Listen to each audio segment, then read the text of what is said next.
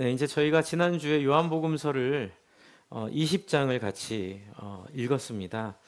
그 읽으면서 우리가 부활의 다음 아침에 나타나신 예수님이 또 우리의 삶에 함께 나타나실 것들을 기대하게 됐는데요.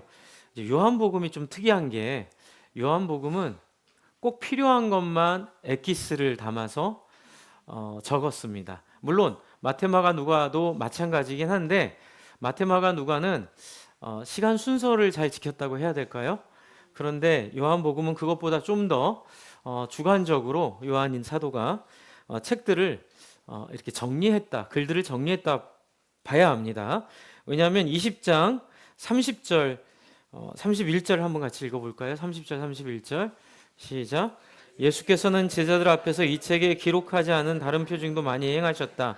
그런데 여기에 이것이나마 기록한 목적은 여러분으로 하여금 예수가 그리스도요 심을 믿게 하고 또 그렇게 믿어서 그의 이름으로 생명을 얻게 하려는 것이다. 모든 것들을 다 적지 않았다고 얘기를 하고 있어요. 그래서 꼭 필요한 것만 지금 적어놨다고 얘기를 하고 있는데요. 그래서 20장의 부활의 소식을 다 적고 거기서 이제 맞춰도 되는데 이제 21장을 하나 더 우리에게 선사합니다. 그 21장은 부활 이후에 예수님께서 나타나신 일 하나에 대한 사건이에요. 그런데 이 사건은 다른 마태, 마가, 누가에는 기록되어 있지 않습니다. 그래서 상호 보완적으로 우리가 좀 보면 좋겠는데요. 이 21장을 기록한 것은 매우 중요하기 때문에 그래요. 저와 오늘 여러분의 삶 속에 꼭 필요한 말씀이기 때문에 주셨다고 보시면 됩니다. 왜냐하면 예수님이 부활하시고 나셔서 우리 안에 해결되지 않는 것들이 있기 때문에 그래요. 그것은 바로 죄책감입니다. 여러분, 제자들의 입장에서 한번 생각을 해보세요. 제자들이 예수의 부활이 반가웠을까요?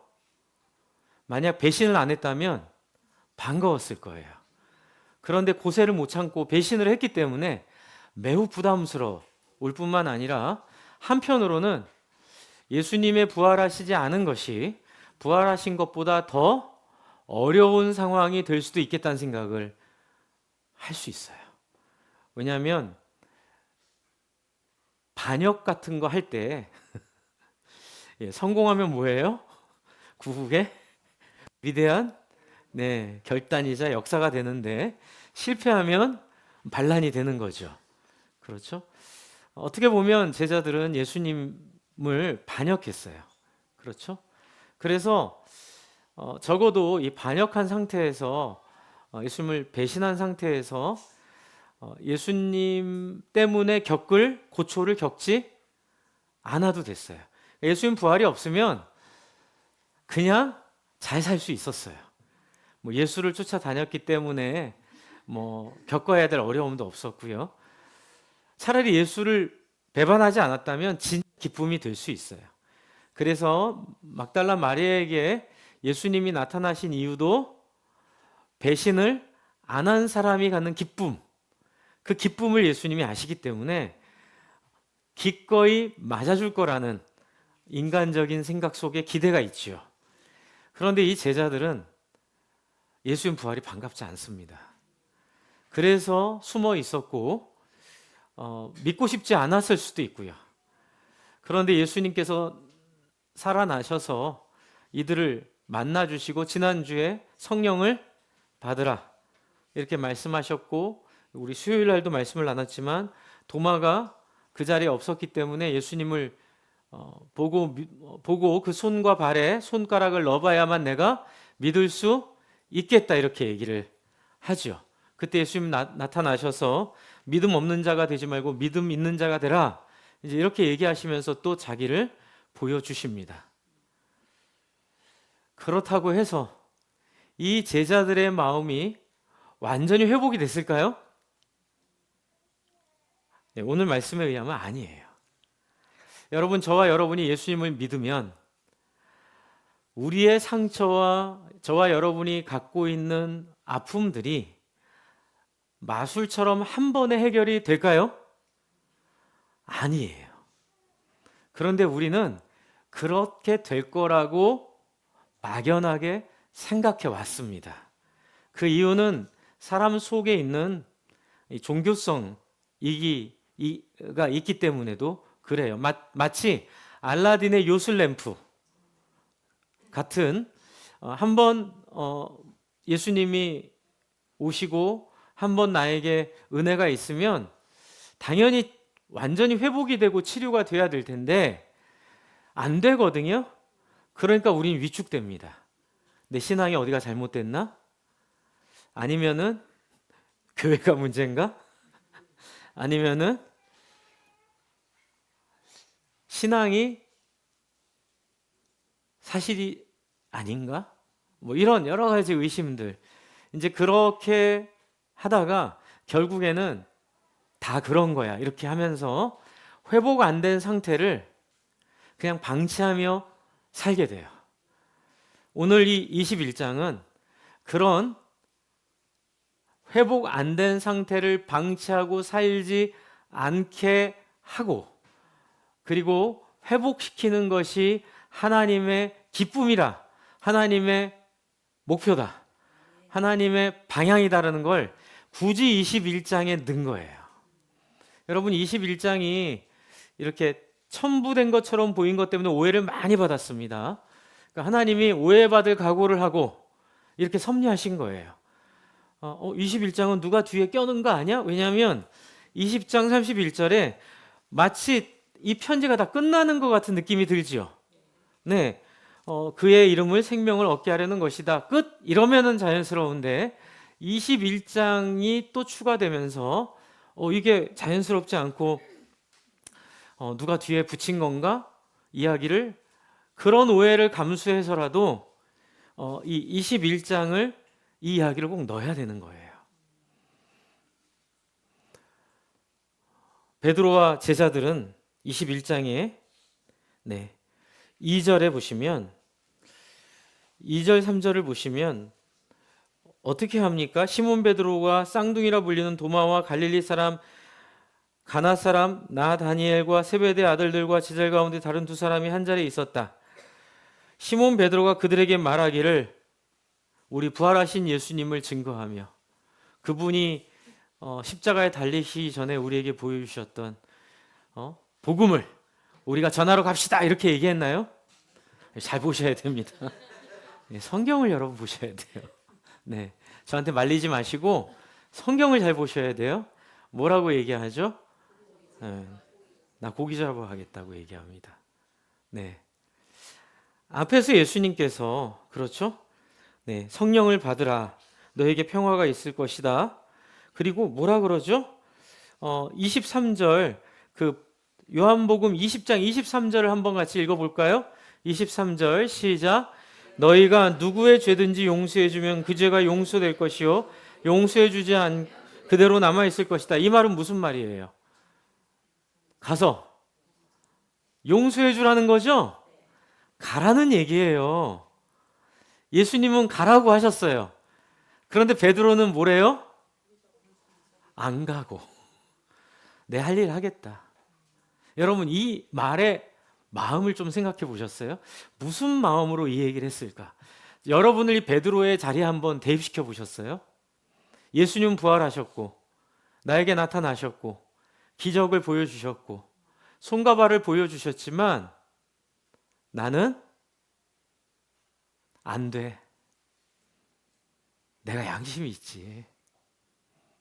그렇죠? 내가 예수를 저주하고 내가 예수를 부인한 사람이야. 낯짝도 있지. 내가 어떻게 그럴 수 있어? 도 있고요. 또 한편으론 난 잘 모르겠어요. 그냥 먹고 살래요. 네, 그냥 우리 고기나 잡으러 가자. 네. 근데 더 한술 더 뜨는 건 그들이 뭐라 그래요? 그러면 안 됩니다. 주님이 우리에게 명령하신 가서 용서를 하고 사람들을 자유케 할 사명 우리에게 부활하셨잖아요. 예수님이 이렇게 얘기하면 뭐래요? 우리도 함께 가겠소.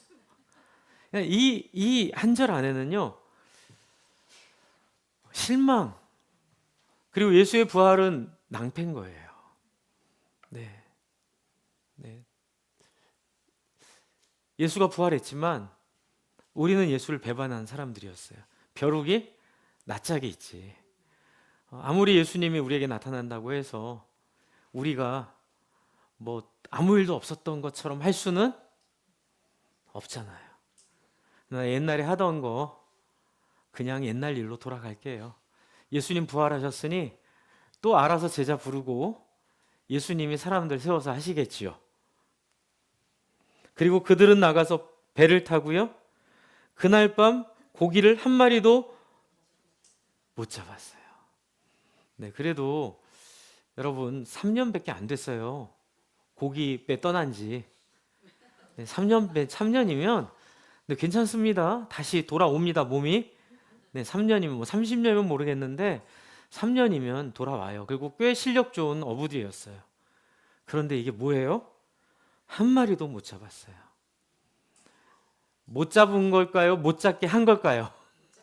하나님이 못 잡게 하시는 거예요. 네, 하나님 못 잡게 하시는 거죠. 우리가 사명을 받은 다음에 목사님, 저는 그 은혜를 받고 배신했고 신앙이 좀 많이 사라졌고 나름대로 실패한 거 있잖아요. 그렇죠? 예, 목회자가 제일 어려울 때가 언제인 줄 아세요? 토요일 날 부부싸움 했을 때. 저는 요즘엔 안 합니다.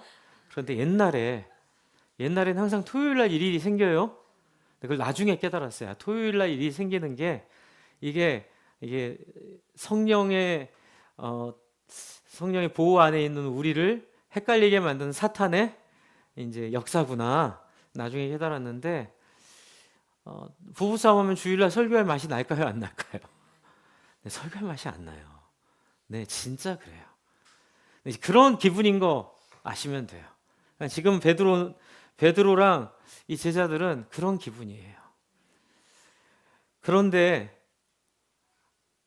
나는 100% 이게 책임지는 거라고 믿고 행동했는데 안 돼요.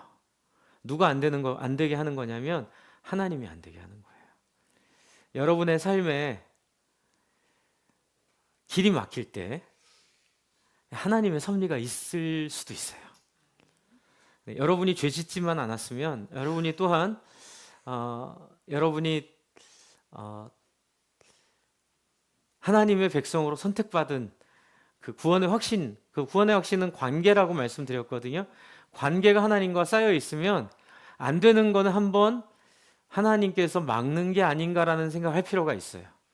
제가 지난주에 여러분 동서남북 어디든 가든 하나님이 인도한다고 말씀드렸죠? 그런데 어디든 가세요. 그런데 뭐가 진짜 상식 이상으로 꼬이고 일이 어려워질 때는 하나님의 개입이라고 보셔야 돼요. 네, 하나님이 개입하고 계세요. 엄지손가락으로 꽉 머리를 누르고 그 길로 못 가게 한다든지 그 일을 하나님이 허락을 안 하셔서 그러면 다른 길로 가게 하든지 그래서 하나님의 섭리를 삶의 정황이 보여주기도 해요. 그래서 지금 고기를 못 잡았는데 4절에 이제 세팅이 나오죠. 하나님의 이미 동틀 무렵이 됐다는 얘기는 뭐예요? 이미 동틀 무렵이 됐다는 얘기는 밤새 한 마리로도 못 잡으셨어요. 그때 4절 짜잔 예수께서 바닷가에 들어오셨으나 제자들은 그가 예수인지를 알아보지 못했죠. 그때 5절 동그라미 쳐놓으세요. 예수께서 제자들에게 물으셨어요. 능청스럽게 얘들아 무얼 좀 잡았느냐? 그들이 대답하였다. 못 잡았습니다. 그러자 6절 같이 한번 읽어주세요. 시작.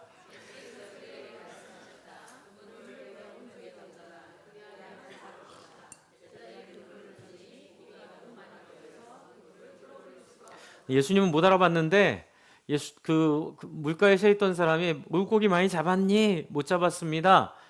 그러면 왼쪽으로 던졌나 봐요. 그물을 배 오른편으로 던져라.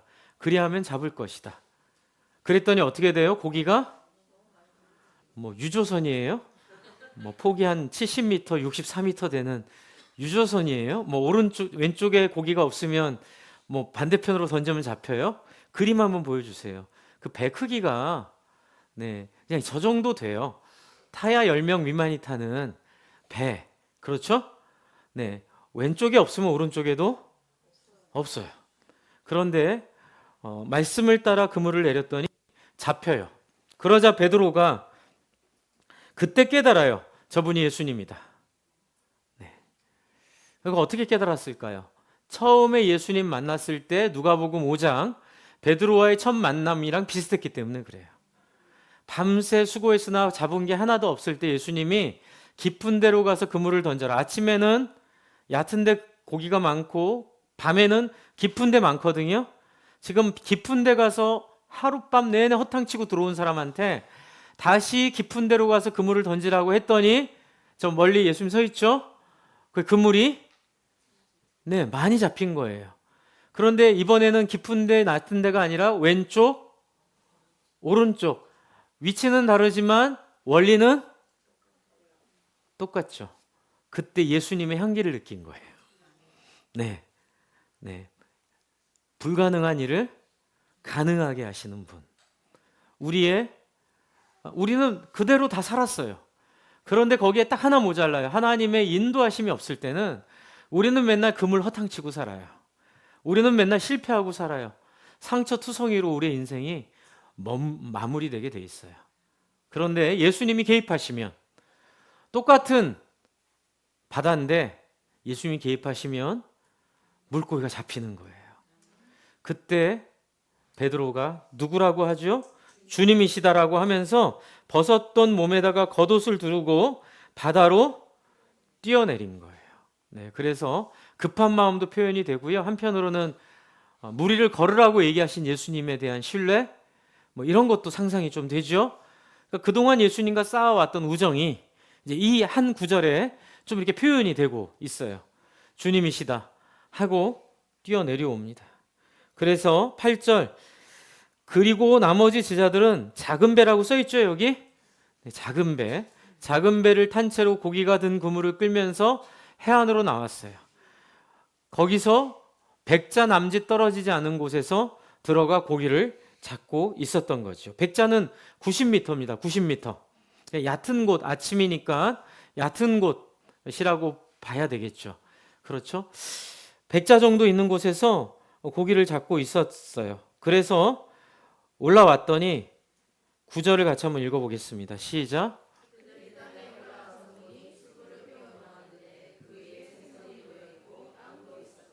네. 이미 예수님이 뭘 준비해 놓으셨어요? 네, 숯불과 빵과 생선을. 상상해 보셨어요? 이 숯불은 누가 폈을까? 이 빵은 어디서 갖고 왔을까? 이 생선은 어디서 왔을까? 저는 예수님이 요술했다고 생각하지 않아요. 아마 숯불을 예수님이 피우셨을 거예요. 그게 성경적이에요. 예수님이 친히 숯불을 피우시고 그 연기 마셔가면서 숯불을 피우시고 물고기도 어디서 구해 오셨을 거예요. 빵도 어디서 구해 오셨을 거예요. 중요한 건 예수님이 이 잔치상을 마련해 놓았다는 거죠. 여러분, 지금 이 안에 이 21장 안에 엄청난 회상, 기억, 관계의 상징들이 이 안에 엄청 많아요. 이걸 하나하나 설명하려면 정말 설교 10편을 다 만들 수도 있는 포인트들이 이 안에 있거든요. 오늘은 이제 저는 여러분과 만난 지 얼마 안 되니까 큰 그림들을 일단 그리려고 합니다. 큰 그림들 그리다가 나중에 그 그림들이 여러분 머릿속에 들어오면 이제 작은 그림들을 또 볼 기회가 있을 거예요. 지금 예수님이 손수 숯불을 지피시고 떡과 생선을 내오셨어요. 안 그래도 돼요. 그냥 얘들아 고기가 많이 잡혔니? 못 잡았습니다. 오른쪽으로 그물을 내려라. 많이 잡혔어요. 거기서 이미 제자들은 마음이 열렸잖아요. 그렇죠? 그럼 이쯤 해도 이 수고 안 해도 돼요. 그런데 이 수고를 왜 하실까요?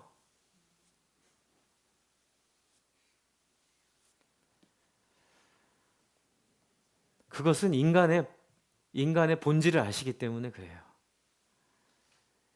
인간은 함께 먹는 존재예요. 식구라고 한자어 있죠. 같이 먹는 사람이 식구예요. 하나님이 에덴 동산을 창설하시고 거기에 사람들을 두어 뭐라고 하세요? 이 동산에 있는 이 모든 것들은 너희가 다 먹을 수 있는데 딱 하나, 선악을 알게 하는 나무만 먹지 마라. 저는 천국을 소망하는 이유 중에 하나가 먹을 수 있다는 거. 먹는 거 좋아하거든요. 네. 근데 아무리 먹어도 몸에 나쁘지 않을 거라는 거. 그렇죠? 맛있는 게 건강식일 것에 대한 꿈이 있어요. 네, 건강식은 다 맛이 없잖아요. 여러분, 이 같이 먹는 거, 함께 음식을 나누는 건 그냥 우리가 먹고 살기 위해 어쩔 수 없이 하는 게 아니에요. 함께 먹는 건 창조의 섭리 안에 있는 본질이에요. 인간의 인간 될 수 있는 가장 큰 기쁨은 함께 더불어 먹고 서로를 먹여주고 서로에게 자기의 수고를 아끼지 않고 하나님이 선악과를 만들어 놓고 또 그 밖에 모든 동산의 아름다운 과실들을 창조하신 것처럼 여러분, 누군가를 위해 음식을 준비하고 누군가를 위해 무엇을 준비하는 것은 하나님의 행위예요. 열왕기상 19장에 보면 여러분 안 찾아보셔도 돼요. 한번 보여주실래요? 그림. 네. 19장 1절부터 10절에 뜬금없이 그 위대한 사역자 엘리야가 에스겔이 그렇죠. 엘리야가 지금 제가 엘리야의 하나님 바알 그 제사장들을 그렇죠? 죽이잖아요. 그래서 그 위대한 승리를 했으면 아합 왕이 와서 항복해야 되죠. 근데 그 일 덕분에 뭐 하냐면 죽이겠다고 쫓아다녀요. 그때 간이 콩알만해져서 도망 다닙니다. 그러다가 죽겠다고 로뎀나무 밑에 와서 머리 박고, 저기 로뎀나무 저 정도 돼요. 아주 그림을 잘 그렸어요. 우리가 생각하는 로뎀나무 그런 거, 로뎀나무 카페에 의미를 제대로 알면 그 이름을 짓는 게 약간 고민이 돼요. 죽겠다고 머리 박고 있는 곳인데, 그런데 또 감사한 건 뭐냐면 그 로뎀나무 밑에서 하나님이 천사를 보내어 일어나 먹으라 라고 하면서 숯불을 피워놔요. 그 숯불은 누가 피웠을까요? 천사가 기침해 가면서 눈물 흘려가면서 숯불을 피운 거예요. 하나님은 수고로이 위로하는데 말로 위로하지 않아요. 아유 많이 힘들죠 이렇게 말하지 않아요. 하나님의 위로의 탁월함은 우리를 격려하시는 방법이 수고로움과 섬김을 통해 격려하세요. 천사를 통해 숯불을 피우시고 빵을 만드시고 예수님께서 친히 숯불을 피우시고 빵과 생선을 가져다가 제자들을 위해 미리 준비해 놓으세요. 그런데 이게 우리의 신앙에서 제일 큰 걸림돌입니다. 많은 인간들은 죄성 속에 뭐가 있냐면 귀찮은 거 싫어해요. 심지어는 내가 먹는 것도 귀찮아서 배달시켜 먹어요. 다 그런 거 아니에요. 저도 배달시켜 먹어요. 적당히 하세요. 부지런하게 뭔가 수고하는 것, 이 수고하는 것 여기에 담긴 의미가 사랑입니다. 애씀입니다. 그런데 이걸 빼면 기독교가 될까요? 안 될까요? 안 돼요. 이 수고를 빼고 이 섬김을 빼고 이 희생을 빼고 여러분 예수님이 베드로 물 위에 올라왔는데 마을에서 배달시켰어요. 마을에서 광주리로 이렇게 사람들이 숯불 시키신 분 이거 아니에요. 이때는 없었겠어요? 대신해 주는 사람이 없었겠어요? 여러분 부활하신 예수님이 숯불을 피우셨다니까요. 하나님께서 천사에게 숯불을 피워서 여기서부터 이미 위로가 시작되는 거예요. 저는 나중에 왕상을 제가 설교하겠지만 저 같았으면 발로 쳤을 거예요. 야, 일어나. 너 지금 뭐 하고 있어? 네가 지금 그 위대했던 하나님의 역사를 잊어버렸어? 자식이 말이야. 여기 누워가지고 연약해 빠져서 이렇게 했을 거예요. 그런데 같이 해주실래요? 따라서 어루만지며 이르시되 일어나 먹으라. 어루만지며 이르시되.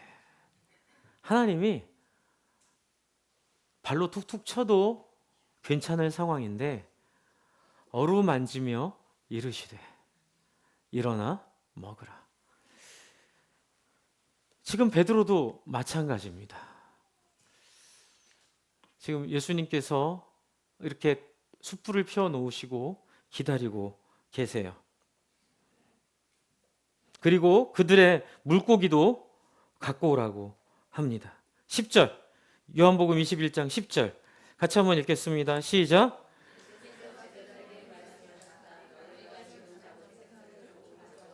그러자 어떡합니까? 시몬 베드로가 배에 올라가서 그물을 땅으로 끌어내렸고 그물 안에는 큰 고기가 153마리나 들어있었다. 고기가 그렇게 많았으나 그물이 찢어지지 않았다. 여러분, 제가 여쭤볼게요. 9절에 생선이 있었어요, 없었어요? 있었죠. 그런데 왜 또 생선을 갖고 오라 그래요?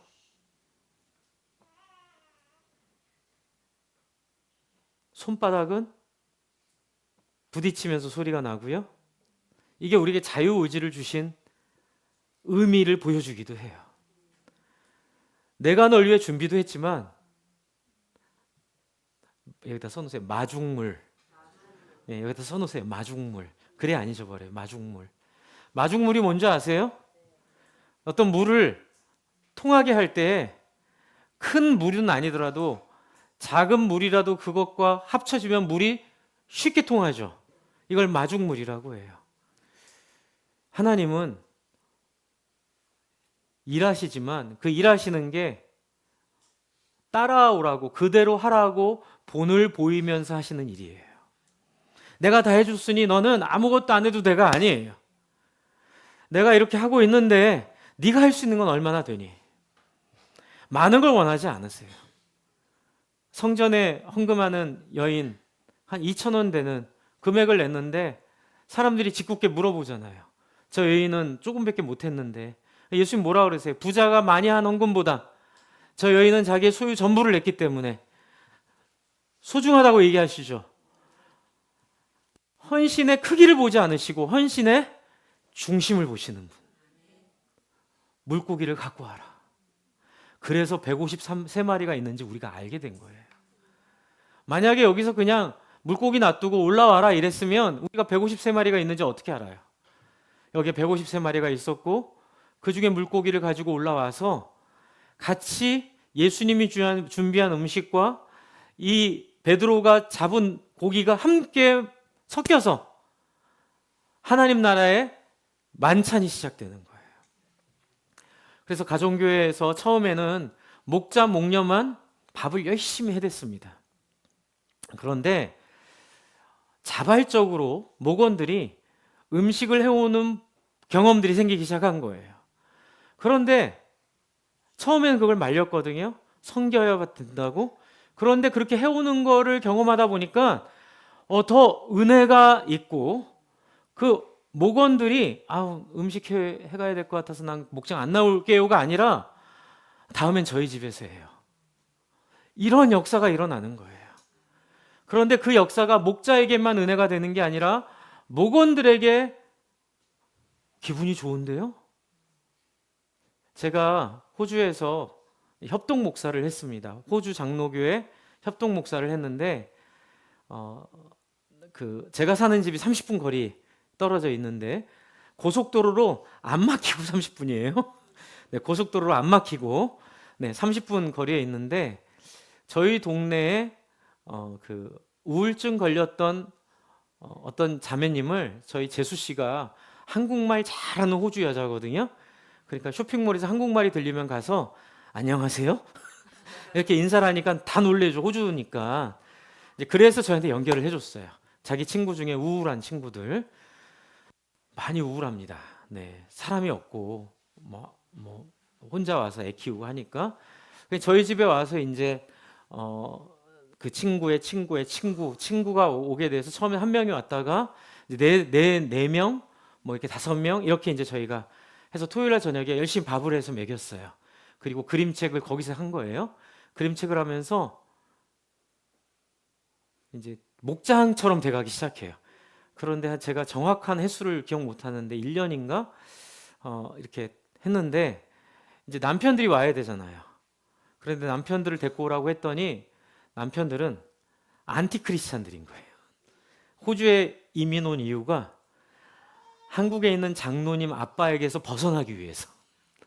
네, 그 좋은 대기업 반도체 회사 부장 연봉 좋은 걸 포기하고 타일 일을 배워서 타일 사업을 하는 정도로 그 정도의 가치가 있는 거예요. 자기는 기독교로부터 벗어날 수만 있다면 대기업도 포기한다. 그래서 와서 살던 사람도 있었고 또 한 사람은 굉장히 부정적인 어렸을 때 교회 갔다가 간식 나눠주다가 자기 앞에서 잘렸대요. 근데 그게 평생의 거절감인 거예요. 네, 좀 거기서 따뜻하게 뭐 아니면은 딴들은 교회 오래 다니는 애거 뺏어서라도 야 내가 나중에 사줄게 하고 줬으면 그런 일이 없었을 텐데 끝났어. 이 말이 너무 상처가 돼서 굉장히 힘든 인생 살던 친구인데 그랬던 아빠도 있었고 어쨌든 아빠들의 반응은 우리 부를 생각은 하지 마세요. 네, 그런데 저희가 뭐로 이렇게 설득을 했냐면 그림책 읽어주는 아빠들 만들어 줄 테니 네, 애들 그림책 읽어주는 아빠가 얼마나 좋아요? 저녁에 잘 때 읽어주고 어떤 책을 어떻게 읽어줄지를 우리가 토요일날 저녁마다 읽을 테니 밥도 줄 거다. 그러니 오자라고 했더니 조건이 있었어요. 교회 얘기, 예수님 얘기하면 그 자리에서 일어나 나갑니다. 네, 기분은 별로 안 좋았지만 그러자고 제가 목사지만 내가 교회 얘기, 예수 얘기 안 할 테니까 밥 먹자 해서 이제 밥을 먹다가 뭐 여차저차 해서 그림책이 계기가 돼서 뭐 어느 그림책에 감동을 받아서 어떤 아빠가 허벅지에다가 종아리에다가 그 그림책 문신을 하고 왔어요. 그 시애틀 추장이라는 그림책 문신을 일주일 만에 그 3,000불 줬대. 300만 원. 300만 원 주고 일주일 성격도 급하죠. 일주일에 다 그림까지 그려갖고 온 거예요. 그래가지고 총천연 색깔로 네 거기 이렇게 해서 어떡하려고 이러냐. 그랬더니 자기는 인생에 너무 한스럽고 아픈 삶을 살았는데 시애틀 추장을 읽으면서 자기는 인생의 방향을 찾았다. 나도 이 추장처럼 살고 싶다. 그때 이제 에라 모르겠다. 예수님이 그래요. 그랬거든요. 그런데 거기서 이제 마음이 열려서 밤 1시까지 예수님을 얘기하고 그 다음부터는 이제 예배처럼 예수님을 전하는 자리가 됐어요. 그리고 6개월 아빠들이 참석하고 6개월인가요? 네, 6개월 뭐 3개월인가 됐는데 이 아빠 중에 한 사람이 저희 집에서 매일 한국 음식 했거든요. 아니 토요일마다 한국 음식 하는데 여기보다 3배가 들어요. 비용이. 그랬는데 연락이 왔어요. 오늘은 저희 집에서 토요일인데 저희 집에서 모실게요. 그래요?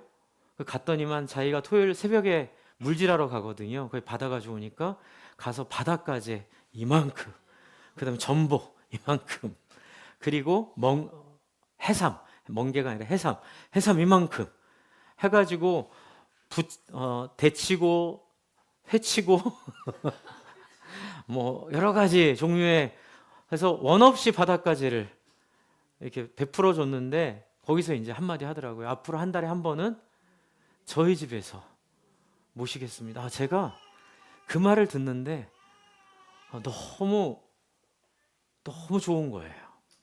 네, 너무 좋은 거예요. 그러면서 자기는 처음에 저희가 다단계인 줄 알았대요. 그게 아니면 이렇게 잘해줄 리가 없다. 저 사람들이 그 진짜 토요일마다 거의 100불, 10만 원 이상 썼거든요.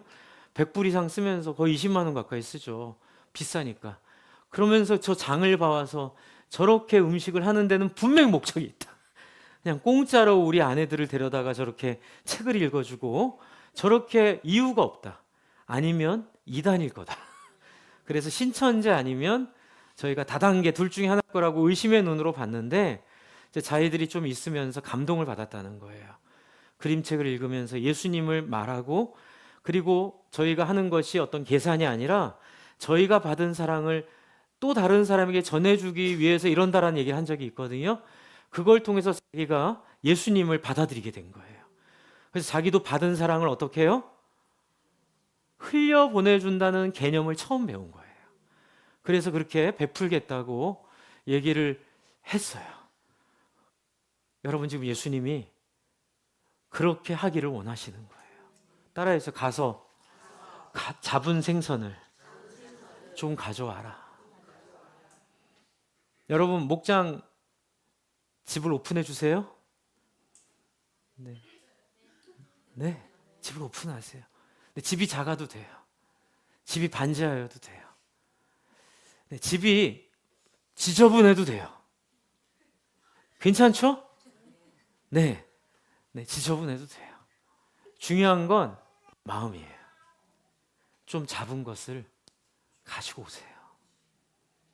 이제 그렇게 되자 12절 예수님이 말씀하셨죠? 와서 아침을 먹자. 그리고 13절 같이 한번 읽겠습니다. 시작.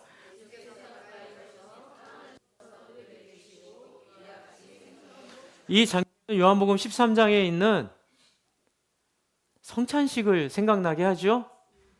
예수님께서 잡히시기 전날 이 빵을 먹으라, 이 생선을, 이 잔을 마시라. 여러분이 성찬을 다시 기억나게 하시는 거예요. 여러분, 성찬 받을 때는 배신하기 전이었나요? 후였나요? 배신하기 전이었죠. 한번 같이 해주실래요? 배신한 전이나 후나 나는 똑같이 너를 사랑한다. 그 상징이에요. 배신하기 전이나 후나, 여러분이 잘하나 못하나, 여러분이 교회를 나오나 나오지 않으나, 여러분이 죄를 지든 안 짓든 나는 너를 그 전과 후 가르지 않고 동일하게 나는 너를 사랑해. 믿으십시오. 이것이 예수님께서 21장에 보여주신 당신의 프로포즈예요. 그리고 이 인류 역사에 한 번도 없었던 일을 예수님이 여기서 하시는 거예요. 인류 역사에는 인과응보가 있고 자기가 한 만큼 책임을 져야만 일이 풀리잖아요. 그런 하나님께서는 어떻게 하시죠? 내가 너를 사랑한다고 한다면 네가 지은 죄까지 내가 용서할 뿐만 아니라 지금 나에게 마음이 있기만 하다면 네가 과거에 어떤 것을 한 것을 내가 알지만 그것과 상관없이 나는 너를 사랑하고 축복한다. 그럼 과거에 매이지 말아라.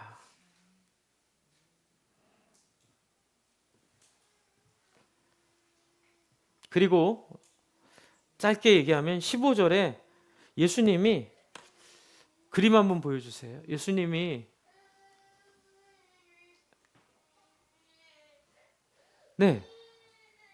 같이 먹는데 소화 안 되는 얘기를 하세요.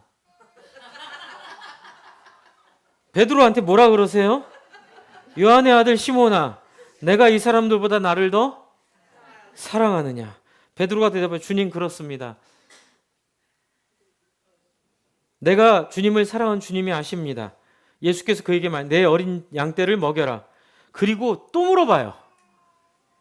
요한의 아들 시몬아, 내가 나를 사랑하느냐? 내 양을 쳐라. 세 번째 물어보세요. 내가 나를 사랑. 그때 베드로가 불안해요. 17절 한번 물어보세요. 17절 읽어보세요. 시작.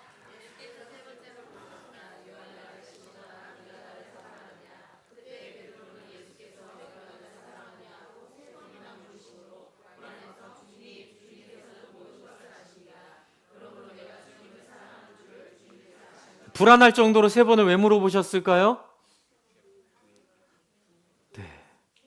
3번 부인했어요. 그림 좀 보여주세요. 네, 3번 부인했어요. 네, 닭 울기 전에 예수님이 서 계신 곳과 베드로가 있는 곳이 또 묘하게도 100m 정도밖에 안 돼요. 아까 전에 베드로가 물고기 잡은 데가 몇 미터라고요? 90m. 거의 비슷한 거리. 잔인한 예수님. 아니죠. 베드로의 평생 이 문제 해결이 안 되는 거예요. 내가 예수님을 그렇게 배신했는데 예수님이 나를 사랑하실까? 그때 예수님 뭐라 물어보세요? 배신한 베드로에게 내가 네 말을 100m 거리에서 똑바로 들었지 3번 들었으니 3번 물어볼게. 네가 나 사랑하니?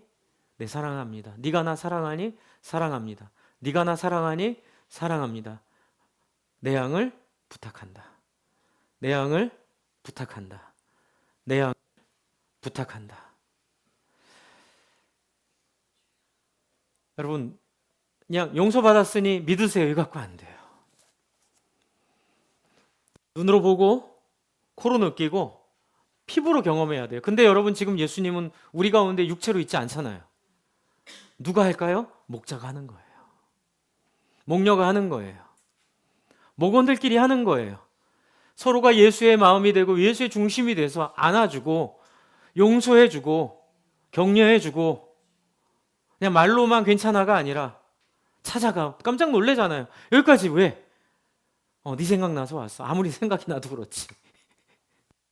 1시간씩이나 걸리는 길을 나한테 뭐 이거 하나 전해주려고 여기까지 왜?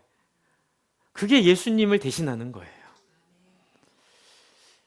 여러분, 그냥 어영부영 얼렁뚱땅 여러분의 상처나 여러분이 치유받을 것들을 넘기지 마세요.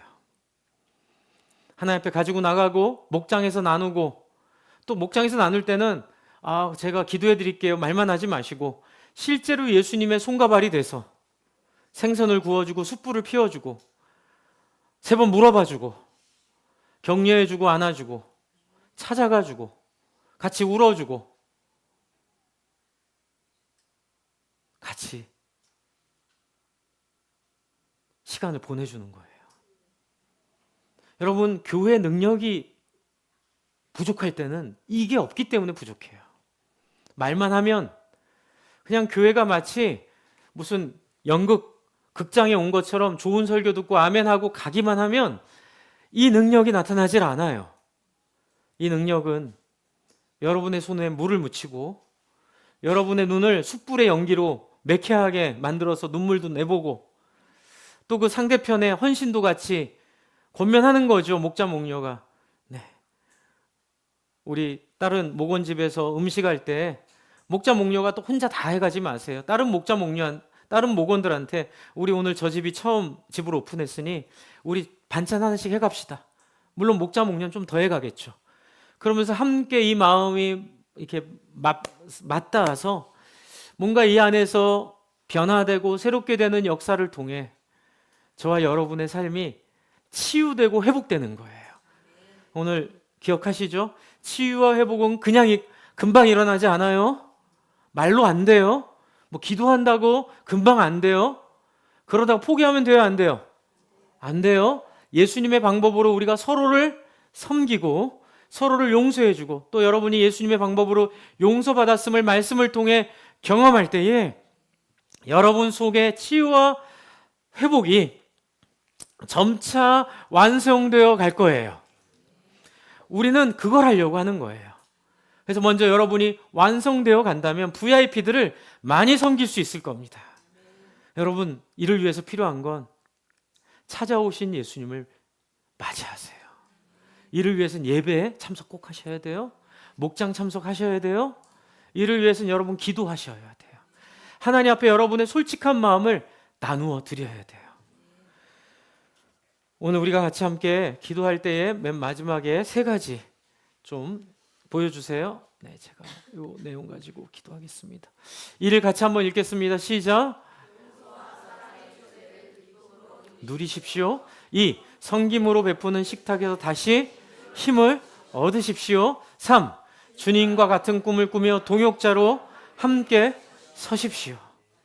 네, 우리가 영혼을 살리는 동역자로 마중물로 여러분이 함께 서시기를 이 시간 같이 간절히 한번 누리고 힘을 얻고 함께 서가는 걸 위해서 함께 기도하겠습니다.